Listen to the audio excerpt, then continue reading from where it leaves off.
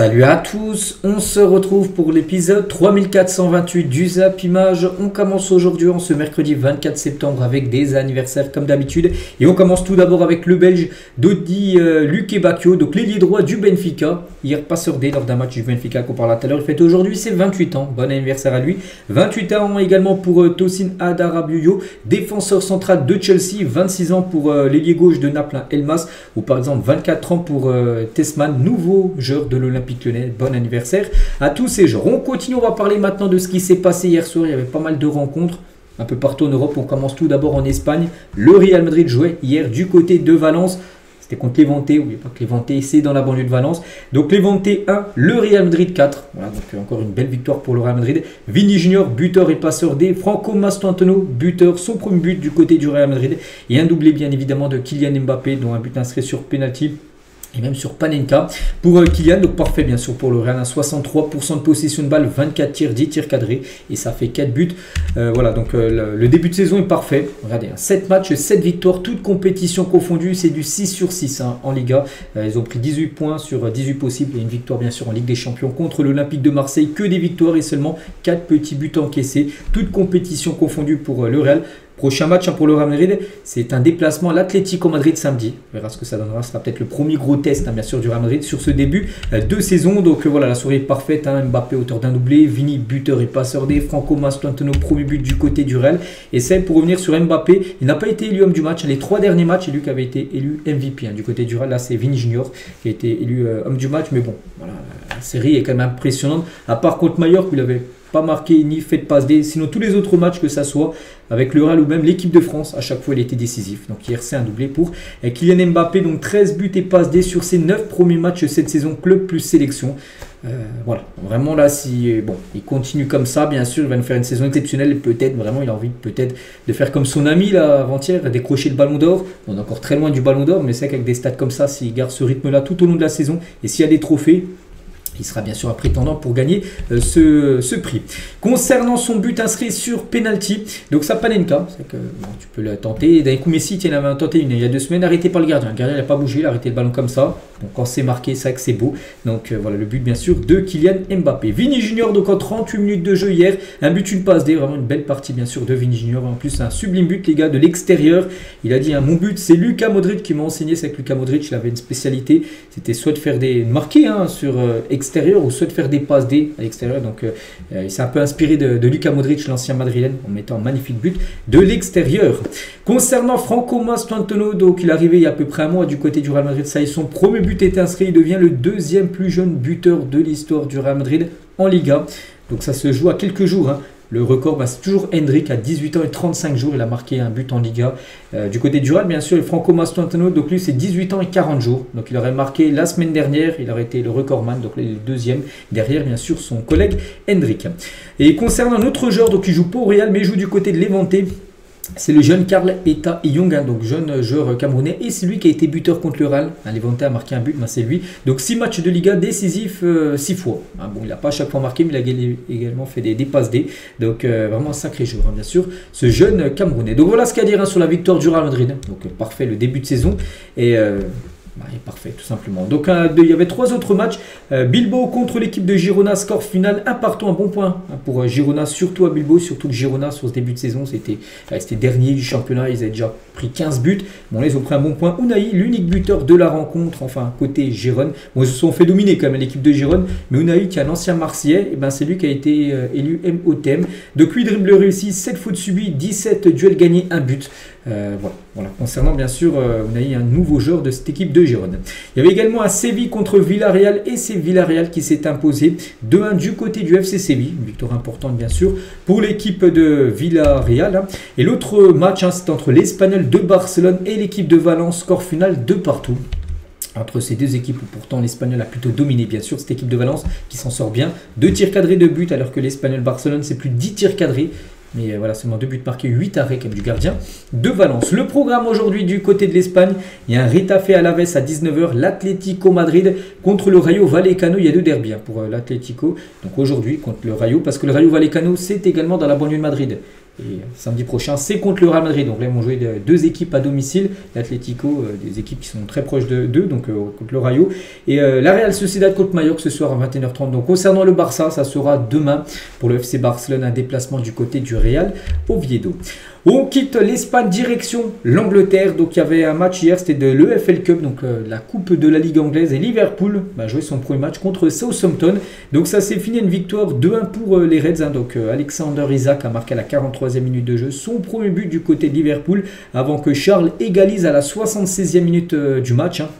Mais il n'y a pas de prolongation, donc s'il y aurait eu match nul, c'était, je crois que c'était tir au but. Donc du coup, juste avant la fin du match, Hugo Ekitike a marqué à la 85e. Et juste après, une minute après, il prend rouge parce qu'il a été très bête. On va parler de ce qu'il a pu faire. Bon bref, voilà, victoire de Liverpool du coup qui se qualifie pour le tour suivant. Ça n'a pas été un grand Liverpool, regardez les stats. Ils ont même plus tiré Southampton que l'équipe de Liverpool. Bon, Liverpool plus important, c'était la qualif. Et la qualif est là, bien sûr, pour cette EFL Cup. Donc concernant tout d'abord Isaac, son premier but, voilà, du côté bien sûr de Liverpool. Et concernant Hugo Ekitike qui a remplacé Isaac, il a commencé titulaire Isaac, il est sorti peut-être à l'heure de jeu et Hugo Ekitike rentre en cours de jeu. Il a été buteur Hugo Ekitike, il a marqué quand même son premier but avec Liverpool sur son premier match en Community Shield, en Première Ligue, en Carabao Cup. Lors de ses 3 compètes, dès son premier match, il a été buteur.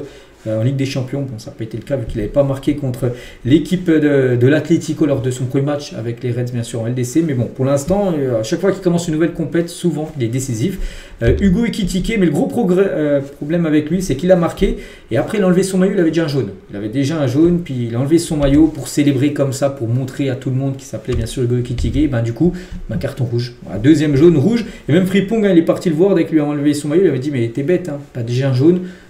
Tu sais le règlement, du coup si tu enlèves ton maillot tu prends un jaune, et du coup voilà, carton rouge pour Hugo Ekitike. Et s'excuser bien sûr, j'étais tellement excité ce soir d'aider l'équipe à obtenir une nouvelle victoire ici à domicile pour mon premier match de Carabao Cup. L'émotion m'a un peu dépassé ce soir, mes excuses à toute la famille des Reds, merci aux supporters qui nous soutiennent toujours et à mes coéquipiers d'avoir assuré cette victoire. Est-ce qu'il savait qu'il avait déjà un jaune et qu'il allait prendre un rouge? J'en sais rien. Peut-être qu'il a complètement oublié, il a marqué, il était tellement content qu'il a enlevé directement son maillot, il n'y a pas pensé. Bon, il a pensé après, du coup bon, il sera suspendu lors du prochain match, bien sûr. Et bon, pour Arne Slot, ça passe pas du tout, bien sûr. Prendre un rouge sur ça, pour enlever son maillot.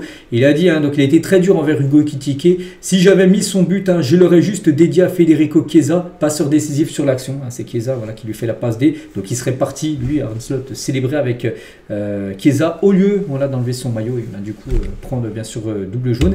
Et du coup, carton rouge, voilà, la soirée d'Hugo Ekitike, mais bon, pour Liverpool, c'est qualif. Concernant Chelsea, ils sont fait peur, Chelsea joue contre Lincoln City, ils perdent 1-0. City à Lincoln City, les gars, c'est une Détroit. Voilà. Donc, ils perdent 1-0, mais bon, ils ont réussi à renverser le match grâce à George et Buonanotte, tiens, premier but de Buonanotte, l'ancien joueur de Brighton, qui a rejoint bien sûr cette équipe de Chelsea, là, il y a quelques, pendant le dernier mercato, ils ont marqué 2 buts en 2 minutes de jeu, 48e et 50e, et du coup, Chelsea se qualifie tout simplement pour la suite. Donc, se qualifie pour les 8e de finale de cette EFL Cup. Au programme aujourd'hui, tiens, les gros clubs, par exemple City se déplace à Huddersfield ce soir, Newcastle reçoit Bradford City à 20h45, Tottenham reçoit Doncaster et Arsenal se déplace à Port-Vale. Il y a des matchs aujourd'hui du côté de cette coupe de la Ligue anglaise. N'oubliez pas que Manchester United, qui avait joué il y a 2 ou 3 semaines, avait déjà été éliminé, souvenez-vous, contre je ne sais plus c'était qui le nom de l'équipe qui les avait éliminés. Donc là, en gros, c'est les équipes qui ont joué, c'est les équipes qui ont joué la Coupe d'Europe la semaine dernière. Donc c'est pour ça qu'elles jouent du coup cette semaine, on va dire cette EFL Cup. Et concernant Arsenal, tiens, qui se déplace à Port-Vale ce soir 21h, notez qu'Arsenal pas mal de blessés. Un nouveau blessé, c'est Noni Madueke. C'est blessé au genou dimanche contre Manchester City, lors du 1 partout dimanche dernier. L'anglais devrait être absent pendant 2 mois. Et ça, c'est un coup dur pour Arsenal, surtout qu'il y a pas mal de blessés. Regardez tous les joueurs actuellement blessés. Odegaard, Saka, Madueke, Ben White, Incapi, Norgard, Gabriel Jesus, Saliba, Kai Havertz. Ça fait beaucoup et du coup, Madueke se rajoute à cette liste, bien sûr, des joueurs actuellement blessés du côté des Gunners. On continue les gars, on quitte l'Angleterre, direction maintenant l'Italie. Il y avait également de la Coupe d'Italie hier. Et puis on va parler de l'AC Milan qui joue contre Lecce. Victoire tranquille hein, de l'AC Milan 3-0. Jiménez, Nkunku et Pulisic ont été les 3 buteurs à noter côté Lecce. Ils ont pris un rouge à la 18e minute de jeu, ce qui a pénalisé totalement l'équipe. Et du coup, victoire et qualification tranquille, bien sûr, de l'AC Milan pour le tour suivant. Regardez, les stades, bon, avec à 11 contre 10, c'était tellement facile. 24 tirs, 10 tirs cadrés, 3 buts, 77% de possession de balle, seulement une frappe cadrée hein, pour l'équipe de Lecce hier. Et à noter qu'Nkunku a marqué son premier buteur à la 51e, son premier but du côté de l'AC Milan. Il a fait cette célébration voilà, qui gonfle son ballon. Donc là, ballon de couleur rouge, hein, vu qu'il a l'AC Milan, avant c'était couleur bleue bien sûr, quand il était du côté de Chelsea. Au programme aujourd'hui, donc il y a Parme Spezia, Hellas Vérone contre Venise et Como Sassuolo pour la Coupe d'Italie. On parlera de ces résultats demain. On prend la direction cette fois-ci du Portugal. Il y avait un match du Benfica, c'était un match en retard qu'ils auraient dû jouer. C'était pendant le mois d'août, c'était quand, mais du coup ils avaient joué les barrages, hein, souvenez-vous de Ligue des Champions, du coup le match avait été décalé une date ultérieure, ben, ça s'est joué hier. Donc c'était un Benfica Rio Ave et score final 1 partout. Donc premier match de José Mourinho avec le Benfica à domicile et premier échec, parce que là, Benfica à domicile, il faut gagner contre Rio Ave, mais ils ont fait un partout. Donc les Aigles donc, du Benfica ont déjà 4 points de retard sur l'actuel leader de la Liga portugaise, hein, le FC Porto qui a 18 points sur 18. Donc le Benfica est à 14 points, donc deuxième actuellement. De ce championnat, bien sûr, du Portugal, à noter que comme j'ai dit, hein, Luque Bacchio, qui fête son anniversaire aujourd'hui, ses 28 ans, était auteur de la passe D. Le buteur, je ne sais pas, je ne sais pas aller regarder qui a marqué lors de ce match, mais pourtant le Benfica, il y avait moyen de gagner, enfin faire un meilleur résultat, voilà. Au vu bien sûr des statistiques. On continue aussi avec un match, hein. Je pense que personne ne l'a regardé, mais voilà, les Pyramides FC, donc c'est l'équipe qui a gagné la dernière Ligue des Champions africaine, jouait contre le vainqueur de la Ligue des Champions asiatiques, l'équipe de Al Ahly où joue Ivan Tonnerre, Riyad Mahrez, tout ça. Donc là c'est pour se qualifier, vous savez, pour la FIFA Intercontinental Cup, ça commence déjà bien sûr, donc la finale aura lieu le 17 décembre prochain, le PSG est déjà en finale, le PSG vainqueur de la Ligue des Champions européenne.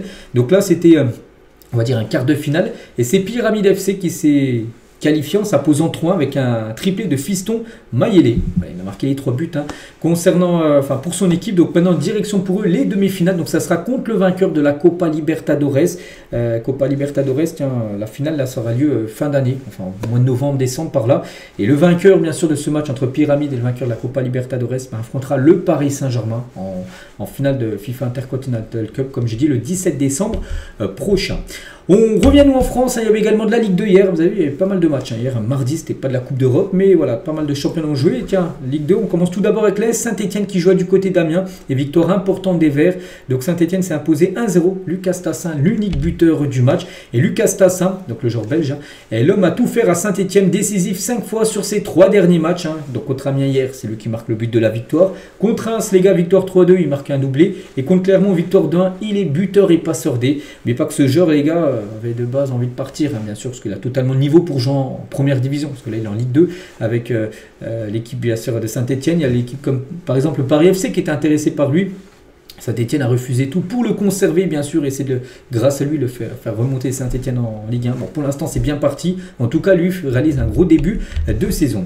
L'équipe du Red Star, hein, qui avait enchaîné 3 ou 4 victoires d'affilée là sur les dernières semaines, il joue contre 3, et c'est 3 qui s'est imposé 3-1 du côté du Red Star. Hein, belle victoire de 3, qui enchaîne 3 victoires d'affilée, cette équipe de 3.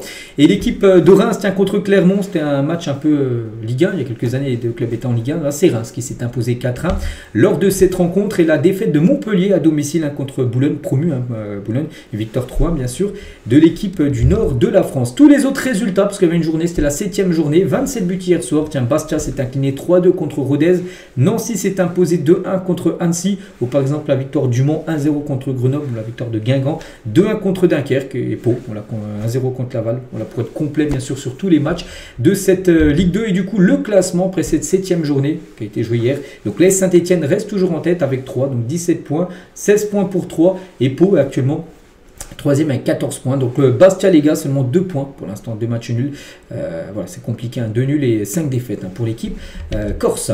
On continue les gars, on reste nous en France, on revient sur le classique qui s'est joué dimanche hein, bien sûr entre l'Olympique de... Enfin lundi plutôt hein, ce match. Hein, donc entre l'Olympique de Marseille et le PSG et à Ligue 1+, hein, vous savez la nouvelle chaîne qui a été ouverte pour diffuser les matchs de Ligue 1. Et ben ça a été un carton d'audience, donc a battu son record d'audience avec le classique malgré l'horaire reprogrammé. Donc 1,2 millions de téléspectateurs en moyenne.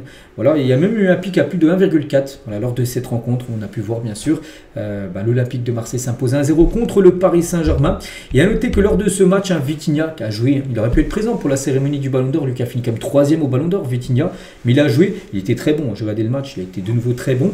Mais il a dit on n'a pas trouvé notre bon rythme aujourd'hui. Donc Vitinha après la défaite face à l'OM, je n'ai pas beaucoup à dire, on n'était pas comme d'habitude en termes de jeu et de volonté de gagner. On a l'impression que les joueurs n'étaient pas OP, enfin ils n'étaient pas super motivés, cette équipe parisienne lundi soir, alors que Marseille était super motivé pour battre Paris, c'est ce qui a été le cas. On a tout donné, mais en termes de jeu, il manquait beaucoup de choses, on a essayé, mais on n'a pas réussi. On est une grande équipe, je ne me concentre pas sur les absents, qu'on manquait bien sûr pour l'équipe de Paris. On avait la capacité de gagner, même avec l'équipe bien sûr qui a été alignée, bien évidemment, pour ce match lundi soir. Toujours avec la Ligue 1, du coup l'équipe type de la 5e journée.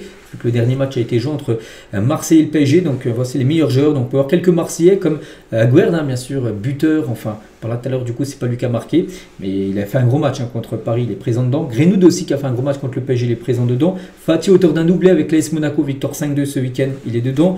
Rayor qui a un but, 3 passes D avec l'équipe de Brest, il est présent dedans bien évidemment. Desman, tiens, qu'on parlait tout à l'heure, c'est Sounaniv, en tout cas il est présent. Il a été buteur contre l'équipe de Angers ce week-end. Et pour revenir tiens sur Naïef Aguerd, donc on avait dit que c'était lui le buteur face à l'équipe du PSG, et non les gars, c'est officiel, la LFP annule le but de Naïef Aguerd lors du classique. L'instance a finalement requalifié l'action décisive en contre son camp plutôt de Marquinhos. C'est Marquinhos qui touche la dernière fois le ballon, et du coup c'est un contre son camp plutôt. Donc sur la base des images, la commission a considéré que le ballon brésilien, que le Brésilien touche le ballon, et du coup ça fait contre son camp en gros de Marquinhos. Bon, c'est Aguerd qui l'a dévie sur Marquinhos, et Marquinhos peut rien faire, bien sûr ça rebondit sur lui, ça fait contre son camp de Marquinhos, donc c'est pas Aguerd qui a marqué officiellement le but de l'OM. Il faut absolument qu'il se calme, Daniel Riolo sur Roberto De Zerbi à la fin du match, il était très énervé, il a pris rouge, n'oubliez pas De Zerbi, il a dit heureusement que Benatia l'a calmé un peu parce qu'il était en vrillage complet. Si cette équipe veut grandir avec la qualité des joueurs et les idées de jeu du coach, il faut qu'il se calme, qu'il arrête de disjoncter totalement.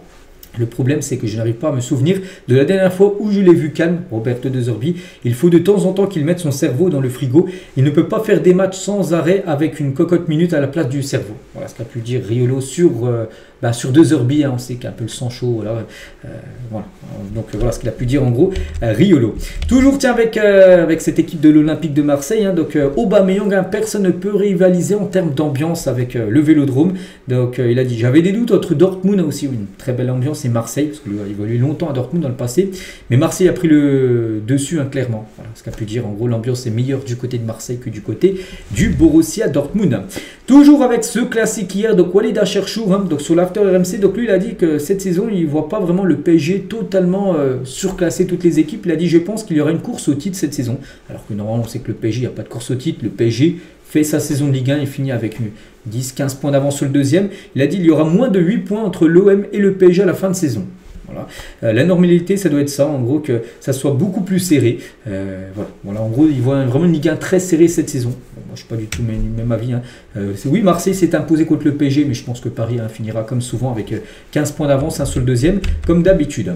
On continue avec la une, cette fois-ci, du journal L'Équipe. Et ça revient sur lui, sur l'homme en or, bien sûr, sur Ousmane Dembélé. Et en plus, il partage en une, bien sûr, du journal L'Équipe. Donc, c'est une folle journée de célébration et d'obligation qu'a vécu, bien sûr, l'attaquant du PSG après son sac sur la scène du Théâtre du Châtelet à Paris lundi soir. Avec les supporters, ses proches ou ses coéquipiers, Ousmane Dembélé a occupé tous les terrains. On va continuer à reparler de Dembélé. On a beaucoup parlé hier, bien sûr. On va en reparler, bien sûr, aujourd'hui. Parce que, voilà, c'est exceptionnel, bien évidemment, pour lui. Donc, hier, il y a une grosse journée. Parce que quand tu es Ballon d'Or, tu as plein de choses. Tu as des interviews, tu as des photos à faire. Il est un peu partout hier, Ousmane. Donc déjà lors de cette cérémonie qui a été diffusée sur la chaîne L'Équipe, c'est un carton d'audience, 2,5 millions de téléspectateurs. Voilà, c'est énorme bien sûr, c'était l'une des chaînes les plus suivies, la chaîne L'Équipe. Non, c'est pas du tout le cas, selon les grandes chaînes TF1, M6, tout ça. Donc là c'était l'une des chaînes les plus suivies lundi soir, parce qu'il y avait cette cérémonie du Ballon d'Or, en plus en même temps bien sûr que le classique également, qui a été beaucoup suivi, on en a parlé tout à l'heure. Donc Dembélé hier, qu'est-ce qu'il a pu faire? Donc déjà, il était de retour au centre d'entraînement. Voilà, parce qu'il a obtenu des soins, mais pas, il ne peut pas s'entraîner encore, il est blessé, mais il a pu présenter bien sûr son ballon d'or à ses collègues. Nuno Mendes, hein, bien sûr, qui a fini, je crois, 10e hein, du ballon d'or. Achraf Hakimi, Hakimi, tiens, Dembélé, c'était hier, hein, maintenant que tu es ballon d'or, je veux que tu viennes tout le temps en costume. Hein. Qu'est-ce que tu me racontes, toi? Voilà ce qu'il lui a répondu, hein, bien sûr, Dembélé. Donc voilà, une belle amitié, bien sûr, entre les deux. Toujours avec Dembélé, on a appris également qu'il voulait absolument que le président Nasser soit présent lors de la cérémonie. Donc, président, j'aimerais que vous soyez avec moi pour cette soirée là. Donc la réponse de Dembélé à Nasser quand il lui a demandé tu veux que j'aille au classique, parce que Nasser il a le choix, soit aller à Marseille pour aller suivre ce Marseille PSG ou soit rester à Paris et suivre bien sûr cette cérémonie. Il a demandé bien sûr à Dembélé ce qu'il préférait et Dembélé lui a dit il aimerait vraiment qu'il reste à Paris, hein, vraiment pour qu'il soit présent pour cette cérémonie du Ballon d'Or. C'est pour ça que Nasser aussi est resté pour cette cérémonie. Toujours aussi hein, sur cette cérémonie, on va parler tiens, de Dembélé aussi sa montre hein, qu'il portait. Bon, je ne sais pas si ça va être très utile, mais voilà, notez que c'est une magnifique montre. Hein. La Richard Mille RM 6702 Sébastien Ogier, hein, elle coûte plus de 400 000 euros. Oui, c'est ça. Je regardais, c'était 400 000 ou 4 millions. Non, c'est 400 000 euros. Voilà, la magnifique montre, bien sûr, d'Ousmane Dembélé lorsqu'il a brandi, on va dire. Hein, vous pouvez la voir, ça montre lorsqu'il a brandi, bien sûr, le Ballon d'Or. Toujours avec Ousmane Dembélé, bien sûr. Hein, le t-shirt pour le Ballon d'Or d'Ousmane Dembélé disponible à la vente. Ça y est, vous pouvez aller sur la boutique officielle du PSG. On avait parlé hier hein, qu'ils allaient sortir un maillot spécial. Le PSG par rapport à Dembélé, ben, ça y est. Vous pouvez vous l'offrir, je ne sais pas combien il coûte. Hein, mais bon, voilà, c'est un maillot spécial, bien sûr. Ousmane Dembélé. Pareil, les gars, en équipe de France aussi. Dembélé en or. Hein, l'équipe de France sort un maillot aussi en édition limitée pour le sac de Dembouz, où il y a le flocage, bien sûr, Dembélé, mais de couleur or. Voilà, Dembélé en or et le 7, bien sûr, en or par rapport à son ballon d'or, bien évidemment. Et Ousmane a dormi avec son ballon d'or. Il a dit, hein, depuis hier soir, j'ai dormi avec le ballon d'or, mais il est lourd à porter. C'est vrai qu'il est lourd, hein, je crois qu'il fait à peu près 4 kilos. J'ai pu entendre. Je pense que ça ne va pas le gêner, bien évidemment, de porter, bien sûr, son ballon d'or, hein, tellement qu'il est content, bien sûr, de l'avoir remporté. Toujours avec Ousmane, les gars, tiens, on revient il y a quelques années en arrière. Bon, il y a 12-13 ans quand même en arrière. Regardez, hein, par exemple, j'ai perdu tous mes nums hein, quand il était jeune, il était en 2014. Putain, l'école, c'est relou de ouf. Ronaldo est très très fort. Il vendait même des paires de chaussures, un paire à vendre, 43, 75 euros. Et les gens ont changé tout ça. Voilà. Donc c'est vrai, quand on ressort maintenant ses tweets, bon là, il était beaucoup plus jeune, maintenant il est beaucoup plus mature, bien sûr. Ousmane Dembélé, mais voilà, les tweets qu'il mettait, il vendait même des paires de chaussures à l'époque. Ousmane Dembélé. On va parler de sa maman, bien sûr, qui est très fière. Hein. Et elle a dit, hein, c'est le ballon d'or de toute l'Afrique. On va l'emmener au Sénégal partout. Donc la maman d'Ousmane Dembélé annonce une tournée du ballon d'or en Afrique. Celle qu'il a annoncé voilà, sur une interview tout simplement que ce ballon d'or elle va voyager, le montrer à beaucoup de personnes hein, du côté du continent africain et toujours avec sa maman hein, donc Fatimata Dembélé. Donc elle a dit hein, j'ai bossé dur pour payer ses écoles, son foot, je me suis toujours dépensé sans penser à moi à 200% et aujourd'hui Ousmane fait la même chose pour sa maman. Il s'occupe de moi comme je me suis occupé de mes parents, ma vie a changé mais je ne vis pas dans l'abondance hein, extrême, on reste des gens simples. Voilà ce qu'elle a pu dire tout simplement sur son fils quand même qui a totalement changé on va dire, sa vie. Toujours avec Ousmane Dembélé, on continue bien sûr avec lui, hein, comme ballon d'or. Hein.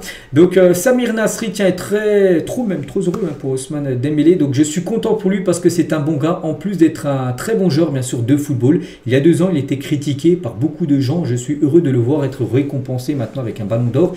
Il a été décisif 49 fois dans le pressing, la mentalité, ce rôle de leader qu'on ne voit pas au départ. Il a fait avancer bien sûr son équipe en termes de classe et de fair play. On peut difficilement faire mieux parce que là c'est un joueur très fair play.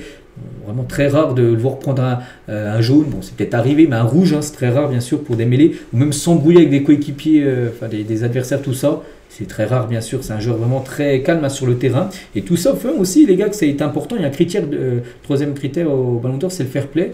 Donc ça a été des points bien sûr pour Ousmane.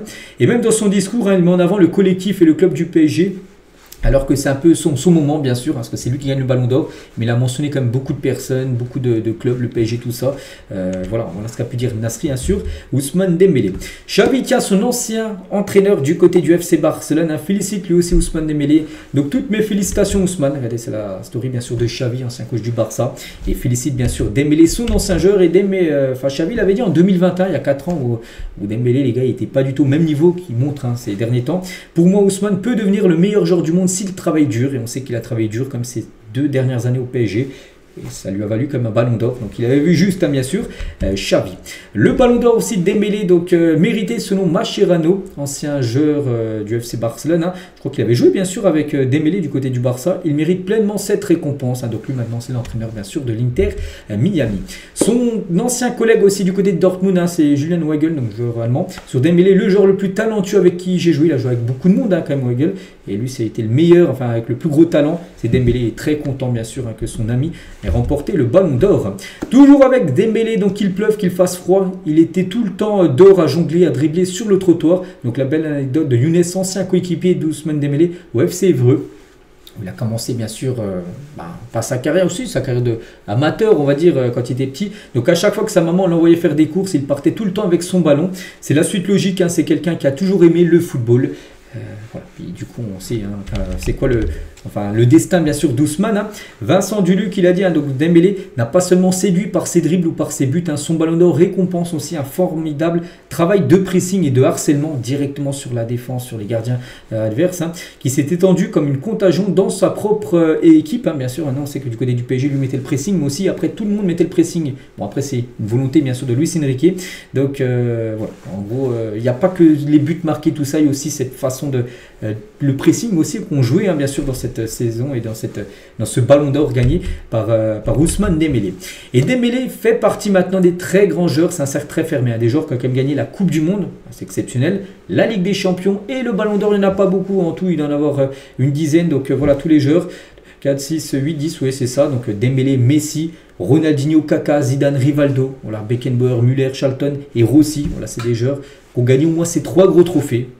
Donc exceptionnel, hein, il fait partie des très grands joueurs bien sûr de l'histoire du football. On ne peut pas considérer comme le plus grand bien sûr Dembélé, mais voilà, ça restera gravé à jamais tout simplement dans l'histoire du foot, hein, que ces 3 titres ont été remportés par Ousmane.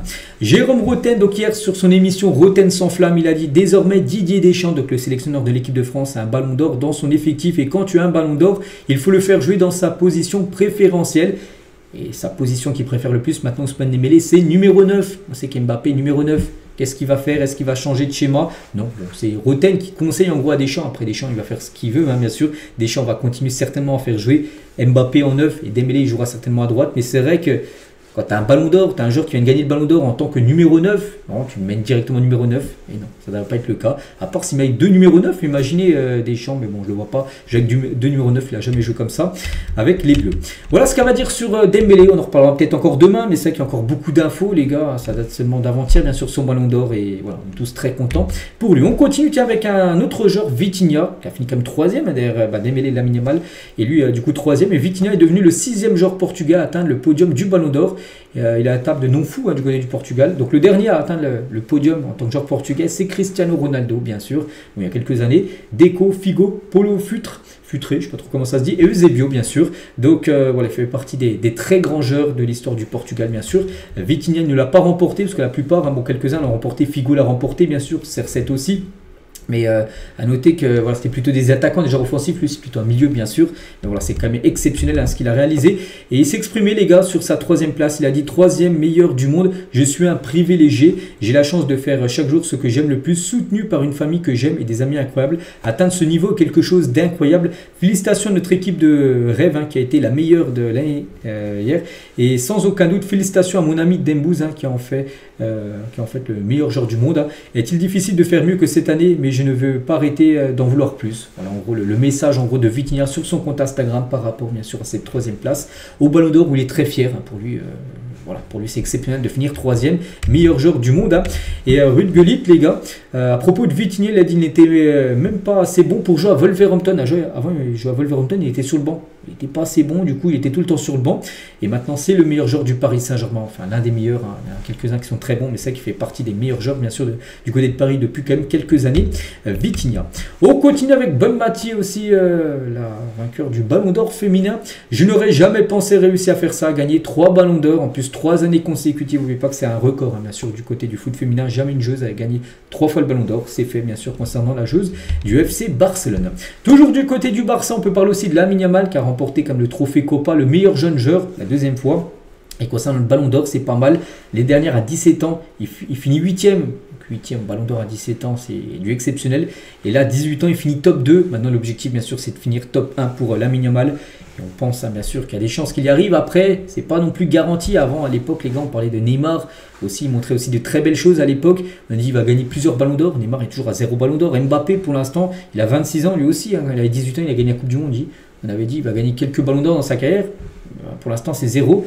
Lamine Yamal, pour l'instant, on pense oui qu'il peut en gagner plusieurs. Pour l'instant, voilà, c'est des beaux classements. 8e, 2e. On verra si... voilà, parce que le ballon d'or, les gars, chaque année, c'est différent, bien sûr. Hein, donc, ouais, tu peux finir 2e. Et là, la saison de Lamine Yamal peut être mauvaise, même s'il a bien commencé fort. Voilà. En gros, il faut vraiment faire une saison, à part une saison exceptionnelle, pour bien sûr gagner, bien évidemment, ce trophée. Mais en tout cas, Lamine Yamal, hein, voilà, félicite Ousmane Dembélé, hein, parce que des fois, les gars, les vainqueurs, par exemple, Vini Junior, l'année dernière, qui avait fini 2e, il n'avait pas du tout félicité Rodri par rapport au ballon d'or remporté. À l'époque, quand Messi finissait 2e, Ronaldo finissait 2e, Messi 1er, il n'y avait pas de message de Messi ou de Ronaldo pour féliciter le vainqueur du ballon d'or. En tout cas, Lamine Yamal l'a fait en étant 2e. Le plan de Dieu est parfait, il faut grimper pour arriver au sommet. Heureux pour le 2e trophée Copa qu'il a remporté. Et félicitations à Ousmane Dembélé pour le prix et sa belle saison. Donc voilà, là, féliciter tout simplement Dembélé, bien sûr, par rapport à ce prix. Toujours du côté du Barça, on va parler de Juan Laporta qui était présent, hein, bien sûr le président du FC Barcelone, sur l'absence du Real Madrid au Ballon d'Or. On sait qu'il n'y avait aucun joueur, Pérez qui était souvent là avant, quand Ronaldo remportait bien sûr les Ballons d'Or. Maintenant on ne le voit plus du tout, hein, depuis quelques temps, enfin déjà l'année dernière on n'avait pas vu, vu que Vini n'avait pas gagné. Il a dit, hein, ce que fait le Real Madrid est son affaire, hein, nous on y va par respect pour le football et les organisateurs. Voilà, on sait que le Real Madrid a boycotté encore cette saison la cérémonie, parce que l'année dernière, Vini, pour eux, pensait qu'il allait gagner, puis on sait qu'il avait fini 2e derrière Rodri.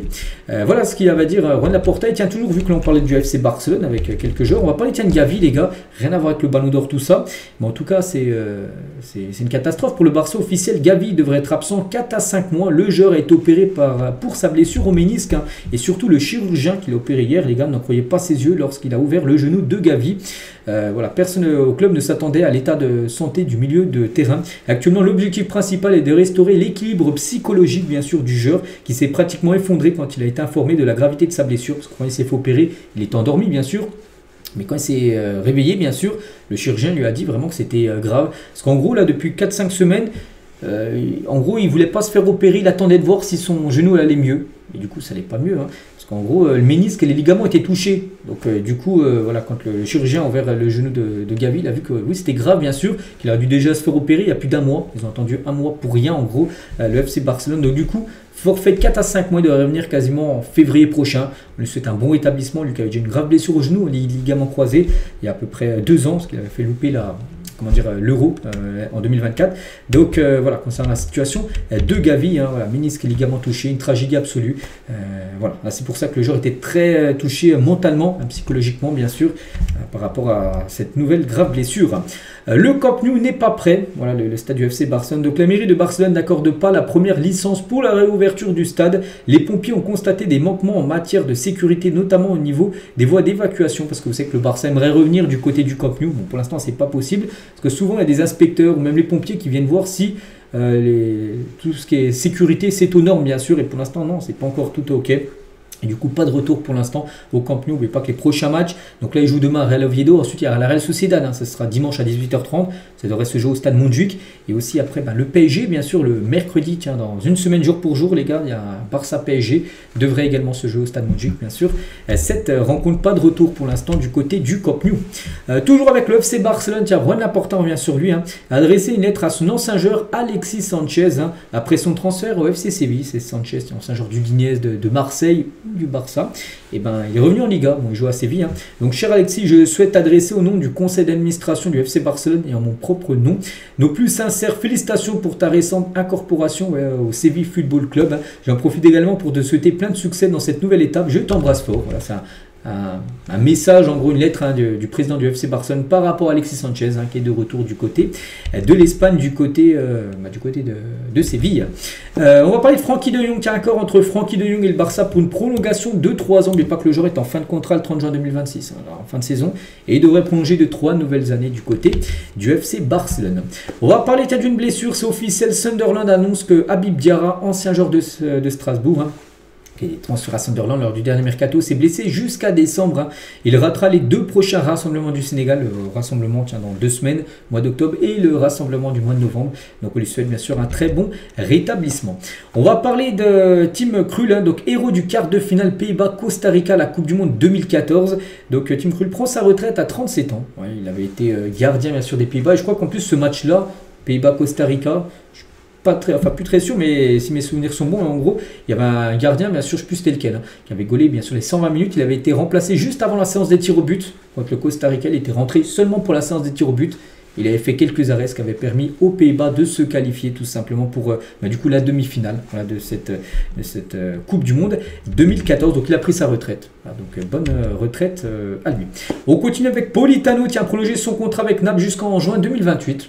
Ça c'est fait, c'est signé. On va parler des Italiens. Donc lui c'est plutôt un supporter de la Juventus Turin où jouait Rabiot à l'époque, mais il a dit hein, je suis un grand fan de Rabiot mais pas de sa mère. Donc les Italiens pensent comme beaucoup de Français sur le nouveau joueur de l'AC Milan que Rabiot c'est un très bon joueur, c'est vrai. Mais voilà, c'est vrai que son entourage, on voit surtout sa maman, on sait qu'elle est un peu spéciale hein, par rapport au fils bien sûr Adrien. Et on finit aujourd'hui les gars, c'est la dernière fois avec Tchouaméni, souvenez-vous lors du dernier match de la France il a pris rouge. Hein, et du coup on sait ce qu'il a 2 matchs de suspension et du coup il est suspendu pour les 2 prochains matchs de l'équipe de France. Donc il est expulsé lors du dernier match au milieu de terrain. Il manquera du coup les prochains matchs. Hein, donc le match contre l'Azerbaïdjan et contre l'Islande. Hein. Donc Deschamps devra faire sans séjour au mois d'octobre. Donc Dembélé bien sûr forfait. Cherki, Tchouaméni, Désiré Doué est également très incertain. Donc Deschamps dévoilera sa liste jeudi prochain. Bon pas demain, le jeudi d'après il dévoilera sa liste hein, de l'équipe de France. Donc à noter voilà quelques absents comme Tchouaméni du coup qui sera mis au repos. Il restera du côté de Madrid. Enfin pas mis au repos, juste il est suspendu. Donc voilà ce qu'il y a à dire aujourd'hui. J'espère que ça vous a plu. On se retrouve demain bien sûr, demain jeudi hein, pour le prochain numéro. Je vous souhaite une très bonne journée et à demain.